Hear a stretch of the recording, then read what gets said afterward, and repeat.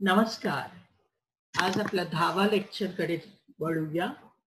This 10th lecture will be on globalization debate, म्हणजे जागतिकीकरणची वाद विवाद दुसरा भाग आहे. ही पहिली भाग मध्ये तुम्हाला 9th लेक्चर मध्ये सांगितलं. आता दुसरा शाळा कुठली आहे जागतिकीकरण मध्ये, आंतरराष्ट्रीय राजकारण मध्ये, त्याला स्केप्टिकल स्कूल म्हणतात. स्केप्टिकल म्हणजे संशयवादी. संशयवादी शाळाची मेनली ह्यांची काय आहे, त्यांची म्हणणं आहे की 19th सेंचुरी मध्ये तुम्ही पाहिलं तर तेव्हा व्यापार आणि गुंतवणुकी आणि लेबरशी हे सगळं आत्ताची पेक्षा जास्त होतं. सो जास्त असलं तर त्यांची म्हणणं आहे की हा आता जागतिकीकरण आहे आणि तेव्हा न होते तशी तुम्ही सांगू शकता. सो तुम्ही हे पाहिलं तर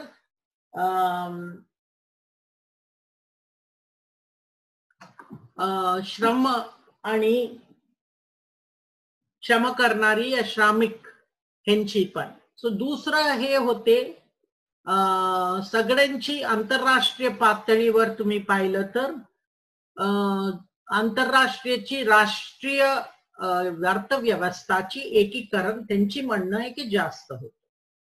तर ते म्हणतात तुम्ही आता म्हणणं की जागतिकीकरण आहे हे एक मोठा त्यांची म्हणमध्ये पुराणा कथासारखं आहे. बिकॉज आता काय चांगलं एकीकरण केलेला बाजार अजून झालेला नाही.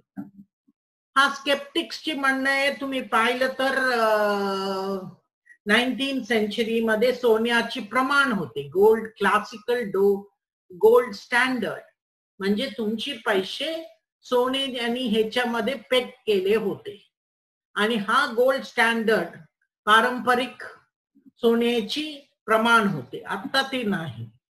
तुम्हाला माहिती आहे 1973 ने अमेरिकेने काढून घेतलं, म्हणून तेव्हा सोन्याची दाम वाढवायचं नाही एक आहे. आता तुम्ही बघितलं तर रोज सोन्याची दाम वाढत राहते, त्याच्यामध्ये फरक असतात. आंतरराष्ट्रीय पातळीवर तुम्ही पाहिलं तर त्याची शक्ती एक तर्फे नियमित शक्तीयांवर, ते पण राष्ट्रीय सरकारचे नियमित शक्तीयांवर आहे की दरेक राष्ट्रीय शक्ती आर्थिक उदारमतीकरण करतात का नाही. आणि दुसरं तुम्ही पाहिलं तर प्रादेशिकरण. कुठली जगात प्रादेशिकरण, त्याशी आपल्याकडे सार्क अपयश झाले, बट आसियान म्हणून आपल्या शेजारी हे अतिशय यशस्वी आहे. हे युरोपियन युनियन मध्ये तुम्ही पाहिलं तर त्यांची. आणि तिसरं त्यांची म्हणणं आहे की आंतरराष्ट्रीय पातळीवर तुम्ही पाहिलं तर आता राष्ट्रीय कुठली आंतरराष्ट्रीय साम्राज्य, ते पण आंतरराष्ट्रीय अर्थव्यवस्था घेऊन कुठली पण जॉग्राफिकल स्पेस मध्ये नाही. म्हणजे कुठली तुम्ही एक जागा दाखवा, ते पूर्णपणे त्यांची इंटग्रेशन झालेलं आहे. ते दुसरं दाखवतात की आंतरराष्ट्रीय अर्थव्यवस्थामध्ये आज तुम्ही पाहिलं तर भरपूर आंतरराष्ट्रीय सीमा ओलांडून व्यापार आहे, हे सगळं आहे. बट हे सगळं असून पण त्यांची म्हणणं आहे की कुठली ह्याच्यामध्ये नियामक केंद्रीकरण नाही. आता त्यांची म्हणणं आहे की पुढच्या पहिल्या शाळामध्ये आपण पाहिलं की राज्य मागे होतात आणि राज्याला अतिशय अजिबात त्यांची अर्थव्यवस्थावर कुठली नियंत्रण नाही. हे लोक म्हणतात हा चुकीचा, हे चुकीचं आहे की त्यांची नियंत्रण नाही. रॉबर्ट गिल्पिन म्हणून आंतरराष्ट्रीय राजकीय अर्थव्यवस्थाकार आहे, आणि त्यांनी सांगितलं की हे बेसिकली काय आहे, अमेरिकेने सुरू केलेला बहुपक्षीय अर्थव्यवस्था आहे. सो ह्याच्याकडे तुम्ही राष्ट्रीय अर्थव्यवस्थाची हा जोडलेला आहे आणि राष्ट्रव्यवस्थाची उदारीकरण वर आहे. ते म्हणतात आजची जागतिकीकरण तुम्ही बघितलं का, ते नाविन्य काही नाही आणि क्रांतिकारी पण काही नाही. आणि त्यांची बेसिक काय आहे, इंटरडिपेंडन्स, एकमेकांवर अवलंबून राहणं. हा म्हणतात आज काय जास्त नाही, उलट 100 वर्षापूर्वी हा जास्त होतो 19th सेंचुरी मध्ये. आणि ते तुम्ही पाहिलं तर अर्थव्यवस्थावर त्यांची केंद्रीकरण आहे आणि ते प्रादेशिकरण कडे बघतात. Especially common markets, European Union, NAFTA, हे सगळं ते म्हणतात. हे सगळं असल्यामुळे हे लोकांना ह्याच्याशी फायदा मिळत असल्यामुळे त्यांनी आंतरराष्ट्रीय पातळीवर एकीकरण करण्याची त्यांना कमी उद्देश असतात, ते कमी त्यांना वाटतं, बिकॉज ते आता यशस्वी आहे. आणि तुम्ही पाहिलं तर आंतरराष्ट्रीय पातळीवर आता काय तुम्ही व्यापार आणि परदेशी गुंतवणुकी जास्त झाले. बट हा भरपूर लोक ह्याच्या म्हणतात हे पाश्चिम्य इम्पिरियलिझम आहे, त्यांचे साम्राज्यवाद आहे. हे तुम्ही पाहिलं तर ह्याच्यावर आणि बेसिकली ह्याला तुम्हाला भांडवलशी अतिशय महत्व आहे, म्हणजे कोणाकडे पैसे आहे. त्यांची दुसरं म्हणणं आहे की उत्तर दक्षिण असमानता पण आपण लक्षात घ्यावं लागणार आणि आपल्याला बघायला पाहिजे की कशी हे गुंतवणुकीमुळे जास्त मार्जिनलायझेशन आंतरराष्ट्रीय पातळीवर होतात. म्हणजे गरीब आणि श्रीमंत मध्ये ते गॅप आहे, ते वाढत चाललेला आहे. क्रुगमन म्हणून दुसरा अर्थव्यवस्था वैज्ञानिक आहे, त्यांनी पण म्हणले की बहुराष्ट्र कंपन्या कडे तुम्ही लक्ष घातलं तर बहुराष्ट्र कंपन्याच ह्याची मेन सहकारी आहे. आता जागतिकीकरण म्हणून तुम्ही म्हणलं तर भरपूर आता काय करतात, अमेरिकेवरनं या पाश्चिम उत्तर मधून दक्षिणला त्यांची नोकरी आणि हे सगळं इथे करतात का, इथे त्यांना स्वस्तात स्वस्त करून घेऊ शकतात. आणि आंतरराष्ट्रीय पातळीवर तुम्ही बहुराष्ट्र कंपनीशी काही करू शकत नाही, बिकॉज त्यांनी हा जागतिकीकरणची मूलभूत व्हेकल्स आहे आणि ह्याच्यामुळे त्यांच्याकडे आपण लक्ष घालायला पाहिजे. आणि हे पण म्हणतात की जागतिकीकरणमुळे दोन मोठ्या समस्या आलेल्या आहे. एक समस्या आहे असमानता आणि दुसरी आहे हायरार्की. आणि हे दोन कडे तुम्ही लक्ष घातलं तर हे दोन ह्याच्याकडे तुम्ही अतिशय हा आंतरराष्ट्रीय अर्थव्यवस्थामध्ये पूर्णपणे एक मोठा समस्या म्हणून राहिलेला आहे. आणि अजून ह्यांची म्हणणं आहे की राज्यांना मोठा भूमिका आहे जागतिकीकरण. राज्य नसलं तर जागतिकीकरण होणार नाही. तो राज्यांची धोरणं त्यांनी उदारमतीकरण करणं त्यांची अर्थव्यवस्थाला हा अतिशय महत्वाची आहे. हे लोक बेसिकली तुम्ही पाहिलं तर त्यांची म्हणणं आहे की हा असमानता कुठे येतात, असमानता उत्तर दक्षिण राज्यांमध्ये येतात, एका राज्याची आतमध्ये पण होतात. सो हे एक मोठा आहे. ह्याच्यामुळे तुम्हाला संस्कृतीची संघर्ष पण होऊ शकतात, क्लॅश ऑफ सिव्हिलायझेशन्स. अँड हे तुम्ही ग्लोबल गव्हर्नन्स आंतरराष्ट्रीय पातळीवर जागतिक सुशासनकडे आणि आर्थिक एकमेकांवर अवलंबून राहणं हेच अतिशय महत्वाची ह्याची आहे. E.H. कार एक अतिशय महत्वाचे इतिहासकार, त्यांनी लिहिले आंतरराष्ट्रीय व्यवस्था आणि आंतरराष्ट्रीय सॉलिडॅरिटी हा सारखं लोकांची ह्याच्यात स्लोगन असणार कोणाला पण, बट खरी ते होतात का नाही हा मोठा प्रश्न आहे. आणि इथे स्केप्टिक्स कडे तुम्ही पाहिलं तर राजकीय सरकारांकडे सत्ता आहे म्हणतात अर्थव्यवस्थामध्ये. दुसरं त्यांच्या म्हणणं आहे की जागतिकीकरण एक काय नवी उदारमतवाद अर्थव्यवस्थाची धोरणासाठी दुसरा नाव आहे. आणि इथे तुम्ही पाहिलं तर दोन गोष्टींमध्ये ते म्हणतात एकीकरण नाही झाले.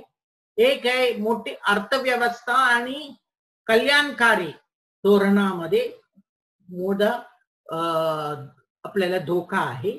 आंतरराष्ट्रीय व्यवस्थावर भांडवल ची पण आपण कधी पूर्णपणे त्याची हे नाही केले. अजून त्यांची म्हणणं आहे की राष्ट्रीय सरकारांची कुठे पण त्यांची क्षमता या शक्ती कमी झालेला नाही नियंत्रण करण्यामध्ये अर्थव्यवस्थाची. आता आपण स्केप्टिक्स या संशयवादी शेवटी काय म्हणतात, त्यांची काय नवीन, ते म्हणतात की व्यापार करण्याची ब्लॉक्स आहे आणि त्याच्यामुळे ते व्यापार करण्याची ब्लॉक्स यशस्वी झाल्यामुळे आंतरराष्ट्रीय पातळीवर तुम्हाला एकीकरण होणं थोडं अर्थव्यवस्थावर कठीण होणार. दुसरं त्यांची म्हणणं आहे की आज जगामध्ये एकमेकांवर आपण कमी अवलंबून आहे. राष्ट्रीय सरकारांची अजून सत्ता आहे आणि आता म्हणजे जागतिकीकरणला कोण पुढे घेणारे शक्ती आहे ते राज्य आणि बाजार. आणि ह्यांची म्हणणं आहे की आत्ताची जागतिकीकरण मध्ये तुम्ही पाहिलं तर ते गरीब राज्य आहे दक्षिण मध्ये त्यांची पूर्णपणे मार्जिनलायझेशन झाली.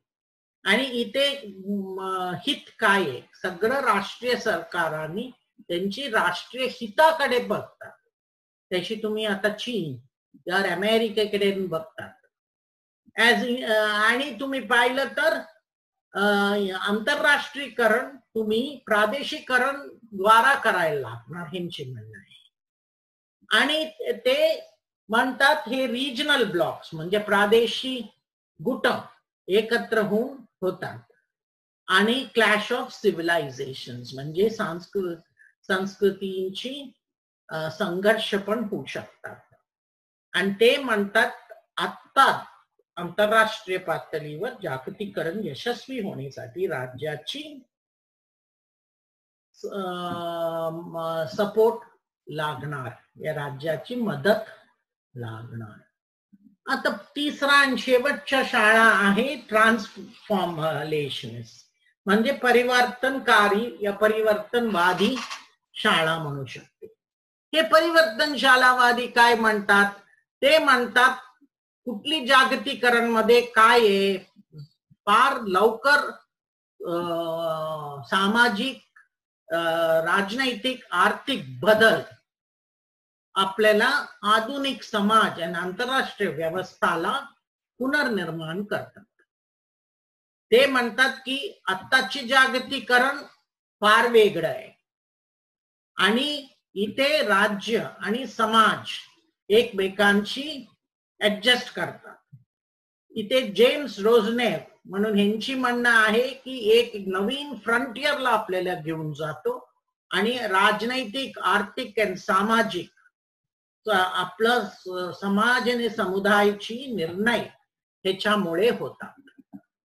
आणि पुढे त्यांची म्हणणं आहे की जागतिकीकरण अतिशय शक्तिशील पुनर्निर्माण करणारे शक्ती आहे आणि त्याच्यामुळे मोठा बदल होणार कृषीमध्ये, समाजमध्ये, अर्थव्यवस्थामध्ये, संस्थान आणि सुशासन आणि आंतरराष्ट्रीय व्यवस्थामध्ये. Anthony Giddens.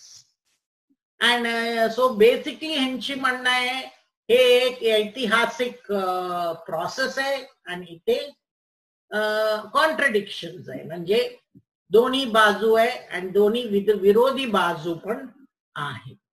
आणि त्यांची म्हणणं आहे हे कैशी जाणार, कुठले हे घेणार, त्याच्यावर आम्हाला त्यांना काही माहिती नाही. हा ट्रान्सफॉर्म बेसिकली म्हणणार काय आहे, पुनर्निर्माण करणारे हे लोक की हे ऐतिहासिक प्रोसेस आहे. आणि हा प्रोसेस मध्ये तुम्ही पाहिलं तर भरपूर अनुमान, तर्क हे सगळं केलेलं आहे. हे इतिहास मध्ये आधी झालेला नाही. ह्याच्यामुळे आंतरराष्ट्रीय पातळीवर राज्यांना आता पुनर्निर्माण करून आणि कोण शक्तिशील होणार, कोण शक्तिशील होणार नाही ते बदलू शकतात. हा लोकांची म्हणणं काय आहे, ट्रान्सफॉर्मेशन म्हणणं. हे म्हणतात की तुम्ही पिरमिड पाहिलं ना आपण, त्रिकोणी असतात, ते त्रिकोणी सारखं ते म्हणतात आंतरराष्ट्रीय सामाजिक व्यवस्था आहे. आणि इथे तुम्ही पाहिलं तर फार कमी लोक वरती असतात आणि मग मधल्या भाग मध्ये थोडा लोक असतात आणि शेवटच्या भाग मध्ये जास्त लोक असतात.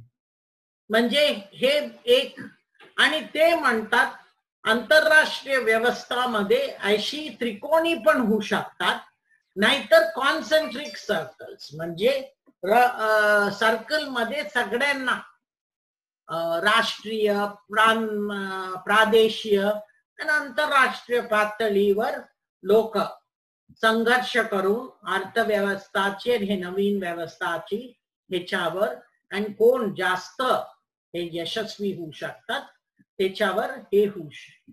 आणि इथे तुम्ही पाहिलं तर आंतरराष्ट्रीय पातळीवर ते म्हणतात हे ग्लोबल स्ट्रॅटिफिकेशन ला पुनर्निर्माण करणार.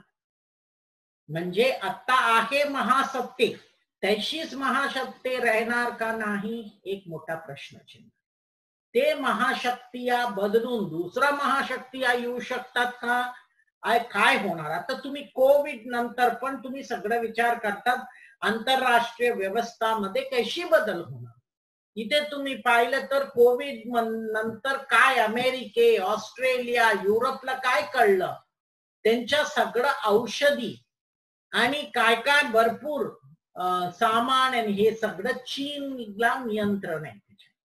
अमेरिकेला मोठा धक्का बसलाय की चीन त्यांना धमकी देऊ शकतात, तशी त्यांना ऑस्ट्रेलियाला पण धमकी दिलं की तुम्ही आमच्या विरोधात बोललं तर आम्ही तुमचे सगळं काय मेडिसिन्स, औषधी आम्ही एक्सपोर्ट करणार नाही, निर्यात करणार नाही. मग तुम्ही करणार काय, एकदम तुम्ही तुमची इंडस्ट्री सुरू करत नाही. अमेरिकेने काय केले, भरपूर त्यांची इंडस्ट्रीज अमेरिकेवरनं चीनला त्यांनी स्थलांतर केले. ते स्थलांतर केले का स्थलांतर केले, बिकॉज ते बहुराष्ट्र कंपन्याला अतिशय स्वस्तानी ते गोष्टी करून ते विकू शकतात. सो म्हणून त्यांना जास्त फायदा मिळत होता. आणि हे काय झालं, त्याच्यामुळे अमेरिकेत ते मॅन्युफॅक्चरिंग जॉब्स आणि हे सगळ्या कंपन्या बंद पडली आणि तेपर्यंत राजनैतिक नेत्यांना फायदा होत होते, त्यांनी त्याची काळजी केलं नाही. आता हे कोविड क्रायसिस मुळे काय झालं, लोकांना कळलं की आपलं सगळं औषधी सप्लाय चेन चीनची हातात आहे. सो हे तुम्ही पाहिलं तर हा कोविड क्रायसिस मध्ये चीननी काय दाखवण्याची प्रयत्न केले की ते एक महाशक्ती आहे आणि अमेरिकेसाठी, अमेरिकेसारखं महाशक्तीला पण ते धमकू शकतात. आणि अतिशय श्रीमंत राज्य G8, G7 मध्ये ऑस्ट्रेलिया आहे त्यांना पण, आणि युरोपची राज्यांना पण. सो तुम्ही पाहिलं तर हा ट्रान्सफॉर्मेशनचे म्हणणं आहे की हा जागतिकीकरणमुळे आंतरराष्ट्रीय आर्थिक व्यवस्थामध्ये तुमची महाशक्त्यांची त्यांची श्रेणी बदलू शकतात. आणि हा श्रेणीची बदल होणार का नाही हे पण एक मोठा प्रश्नचिन्ह आहे. इथे तुम्ही पाहिलं तर लोकांची म्हणणं आहे आत्ताची जागतिकीकरण रिकॉन्स्टिट्यूट आणि रिइंजिनिअरिंग सत्तेची करणार, ते तुम्हाला मी सांगत होते. चीन एक विश्व पातळीवर महाशक्ती होणार का, आणि होऊन अमेरिका सारखं या युरोपची महाशक्तीयांना ते आव्हान देणार का. दुसरा तुम्ही का पाहिलं तर आंतरराष्ट्रीय पातळीवर सॉव्हरेन सत्ता, हे आंतरराष्ट्रीय पातळीवर राष्ट्रीय पातळीवर लोक. चीन तुम्ही बघा कोविड क्रायसिस नंतर ते दुसऱ्या राज्यांना पण धमक्या देते. भारतासारखं तुम्हाला माहितीये लडाख, या सिक्कीम मध्ये, अरुणाचल मध्ये, या व्हिएतनामला, साऊथ चायना सी मध्ये आणि आसियान राज्यांची ते सगळीकडे त्यांनी त्यांची शक्ती दाखवण्याची हे केलेलं आहे. शो ऑफ स्ट्रेंथ म्हणतो आपण इंग्रजीमध्ये. आणि आता काय आंतरराष्ट्रीय व्यवस्था आता अतिशय गुंतवणूक आहे. का तुम्हाला वित्त आणि एन्व्हायरमेंट इकॉलॉजिकल काय आहे आणि ह्याच्या दोघांमध्ये संबंध काय आहे ह्याच्यावर पण मोठा चर्चा चालू आहे. आंतरराष्ट्रीय व्यवस्थामध्ये प्रसार माध्यम आणि तुमची कम्युनिकेशन आणि ह्याची इन्फॉर्मेशन ची तंत्रज्ञानवर कोणाची हातात आहे. तुम्हाला माहिती आहे आता भरपूर लोकांची चर्चा आहे चीनची काय काय कंपन्यांना घ्यायचं नाही, ते चीनची कंपन्या आपलं राजनैतिक व्यवस्थामध्ये आले तर मग आपलं सगळं राजनीतिक सुरक्षा वर ते नियंत्रण ठेवू शकतात. ह्युई ह्याच्यासारखं भरपूर गोष्टींवर आता चर्चा चालू आहे. सो बेसिकली तुम्ही पाहिलं तर जागतिकीकरण मध्ये आज सार्वभौमता, टेरिटोरियालिटी आणि राज्याची सत्ता कितपर्यंत आहे ह्याच्यावर मोठा चर्चा चालू आहे. हा तुम्ही पाहिलं तर ट्रान्सफॉर्मलिस्ट परिवर्तनकारींची काय म्हणणं आहे की एक नवीन सार्वभौमता चौकोट तयार होणार, रेजिम तयार होणार आणि हे सगळं पारंपरिक आपलं काय राज्याबद्दल संकल्पना होते ते बदलू शकतात. आता तुम्ही पाहिलं तर भरपूर लोक म्हणतात चीन एक राष्ट्र राज्य नाही, उलट एक साम्राज्य आहे, एक सिव्हिलायझेशनल स्टेट आहे, म्हणजे सांस्कृतिक राज्य आहे. लोक भारताबद्दल पण तशीच म्हणतात. सो हा आता तुम्ही राज्य राष्ट्रची संकल्पनापासून तुम्ही एक संस्कृती राज्यांची संकल्पनाकडे जाणार का. दुसरं तुम्ही पाहिलं तर इथे पाहिलं सॉव्हर्निटी म्हणजे सार्वभौमता पूर्णपणे एका जागेवर नसणार, बट गुंतवणुकी आंतरराष्ट्रीय नेटवर्क्सवर अवलंबून शकतात. आणि सीमा हा बेसिकली काय आहे, मार्केट बाजारला सीमाची अर्थ पूर्णपणे ते नाकारतात. सो तुम्ही पाहिलं तर हे भरपूर बदल तेव्हा होतात. जागतिकीकरण आता तुम्ही म्हणू शकतात हे परिवर्तनकारीची म्हणणं काय, एक नवीन सार्वभौमिक चौकोट, आणि ते तुम्ही म्हणतात ते नवीन शक्तिशील आर्थिक आणि राजनैतिक संस्थान त्यांची उगवणार, आणि ते उगवता म्हणजे मल्टीनॅशनल बहुराष्ट्र कंपन्या आणि राष्ट्र ओलांडून सामाजिक चळवळ. आता तुम्ही पाहिलं तर अमेरिकेमध्ये जॉर्ज फ्लॉइड म्हणून एक कृष्णवर्णीय माणूसची पोलिसमुळे हत्या झाली, पोलीस ब्रुटॅलिटी, पोलिसांविरुद्ध. ते नुसतं अमेरिकेत फ्लॉइड नियंत्रित ते प्रोटेस्ट नाही झाले, विरोध नाही झाले. तुम्ही पाहिलं तर अख्खा जगात ते विरोध गेले आणि ते विरोध नुसतं युरोप सगळीकडे गेले. सो तुम्ही पाहिलं तर हे जागतिकीकरणची हे पण एक अतिशय महत्वाची चिन्ह आहे, आव्हान आहे. म्हणून तुम्ही याची कशी करणार? आणि तुम्ही राज्य आणि राष्ट्रकडे तुम्ही पाहिलं तर आंतरराष्ट्रीय व्यवस्थावर सुशासन आणि त्यांची अधिकारवर पण बदल होऊ शकतात हे म्हणतात. तो म्हणून राज्य ते काय करायला, ते म्हणतात राज्य अडॅप्ट करायला पाहिजे. अडॅप्ट म्हणजे त्यांची म्हणणं आहे परिस्थिती जुळवून घेणं. म्हणजे ते परिस्थिती आता आहे तशी राज्याची बदल होण्याची शक्यता आहे. सो ते म्हणतात आंतरराष्ट्रीय व्यवस्थावर तुम्ही त्यांनी मॉडेल पण दिले, नवी उदारमतवाद, minimal state to developmental state, म्हणजे विकासशील राज्याकडे पण ते बघितलेला आहे. आणि ते कॅटलिटिक स्टेट पण सांगितले, म्हणजे ते स्टेट उत्प्रेरक राज्य पण होऊ शकतात. सो आता हे परिवर्तनकारींनी ते आत्ताची जागतिकीकरणमुळे ते राज्याची कशी बदल होऊ शकतात ते पण त्यांनी चर्चा केलेला आहे.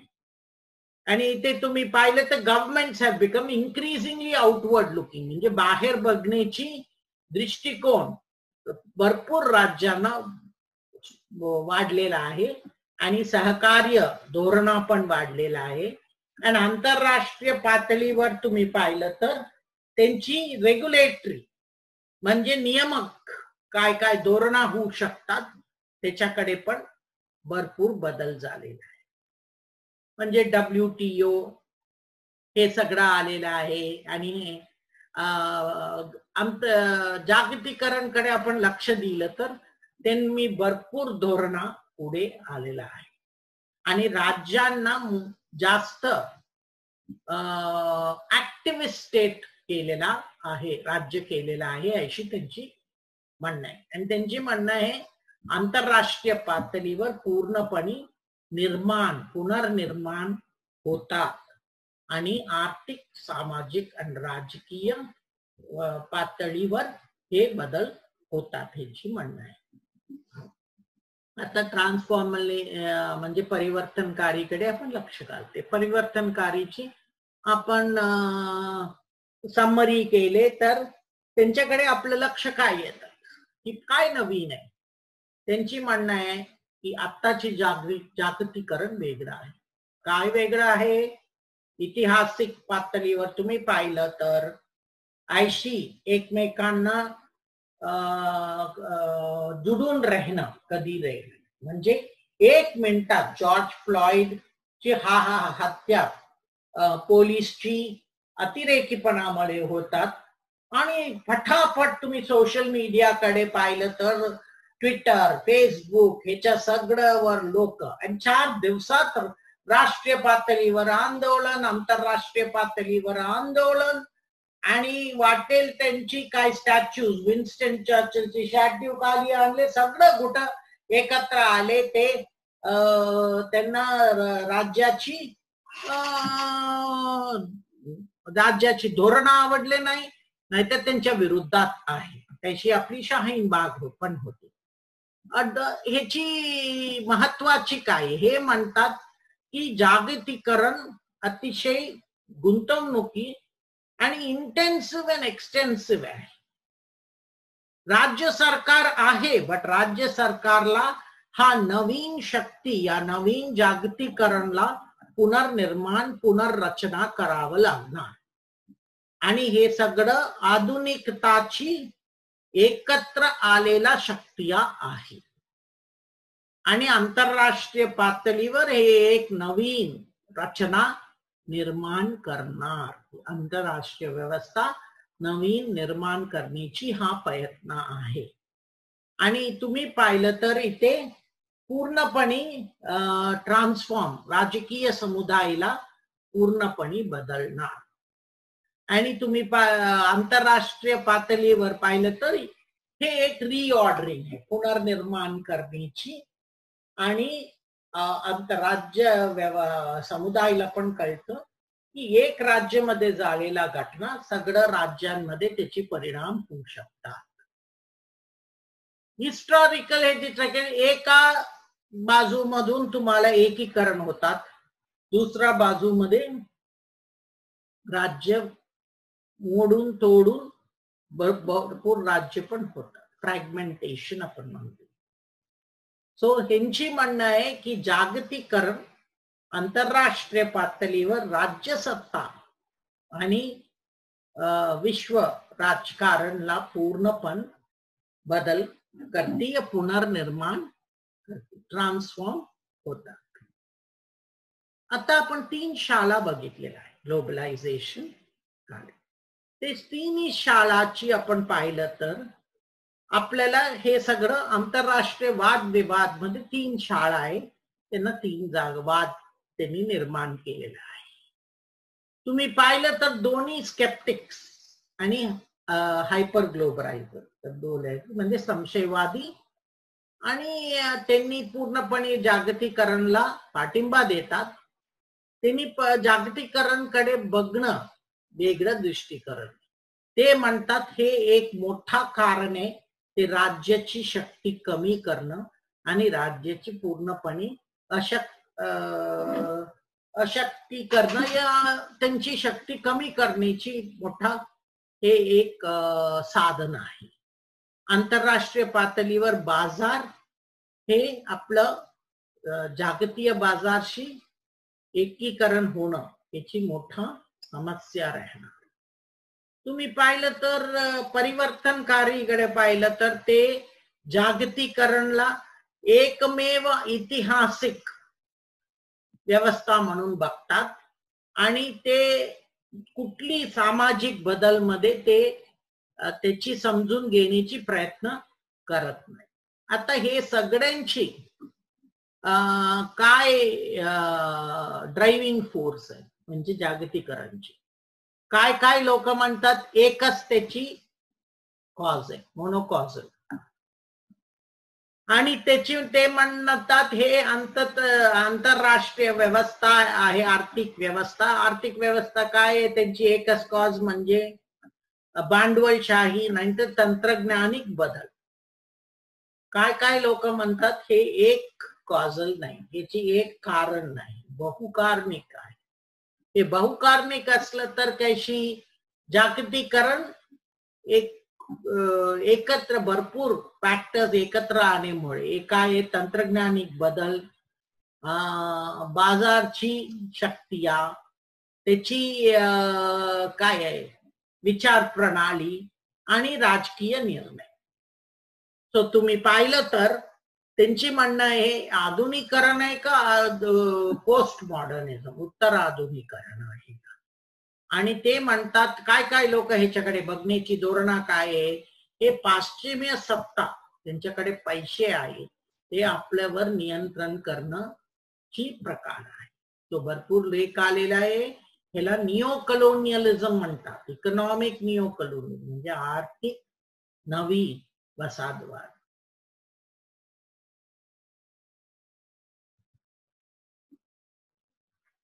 आता तुम्ही पाहिलं तर इथे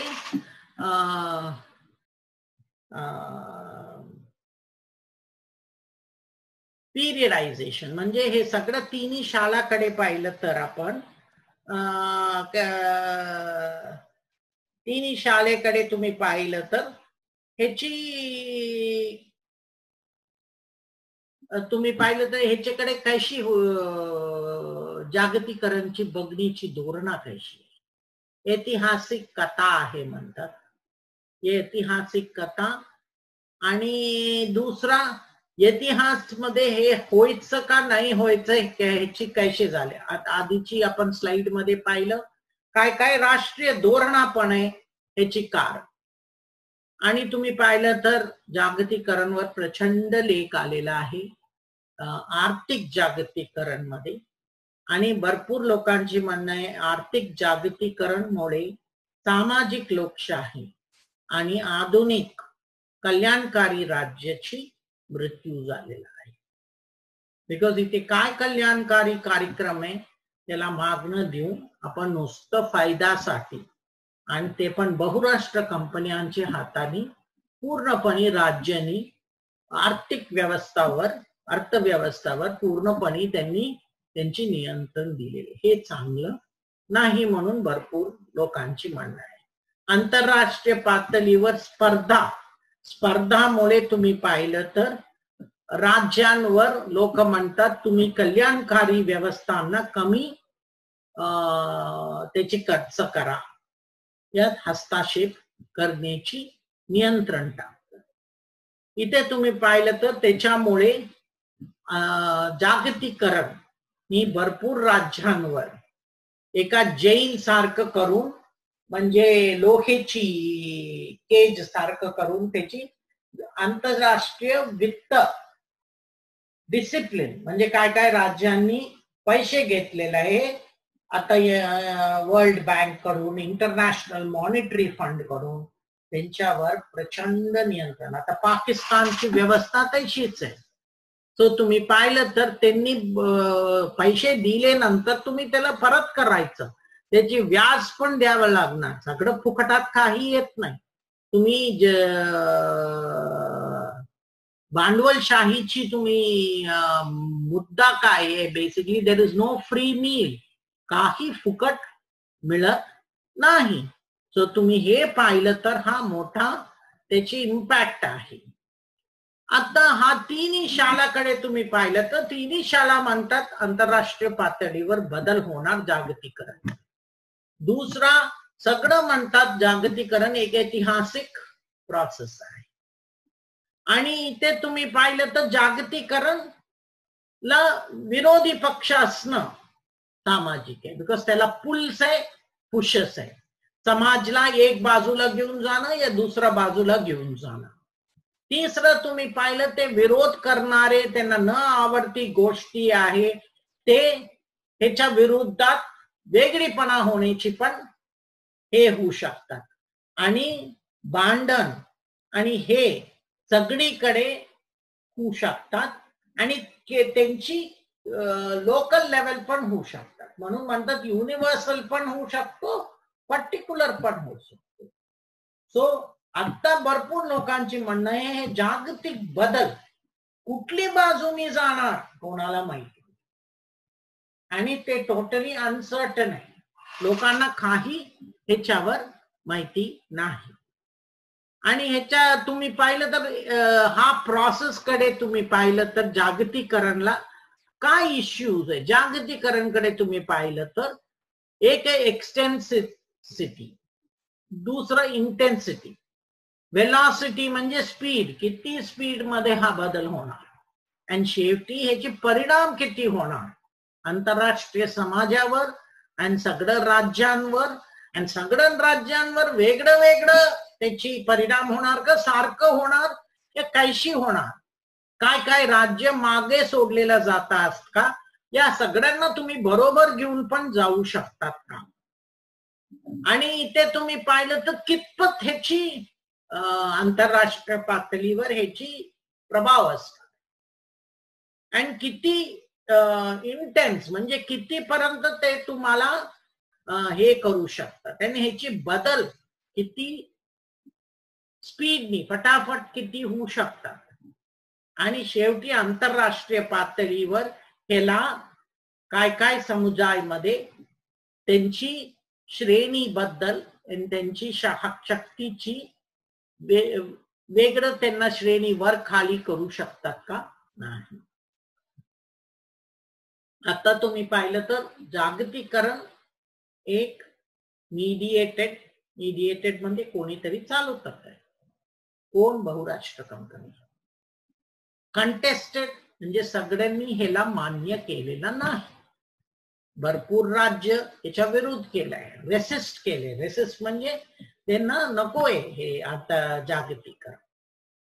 आणि इथे तुम्ही पाहिलं तर राज्य आणि समाज वेगळी वेगळी सेन्सिटिव्हिटी अँड व्हल्नरेबिलिटी दाखवतात. म्हणजे काय काय लोकांना हे चांगलं घेऊ शकले, काय काय राज्यांना ते मागे पडलेलं आहे.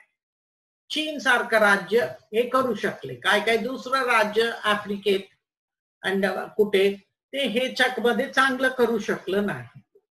आणि त्यांना त्यांची राष्ट्रीय रचना, आर्थिक रचनाची प्रचंड बदल करावं लागतं. आणि ह्याच्यावर भरपूर लोकांना ह्याची परिणाम होऊ शकतात.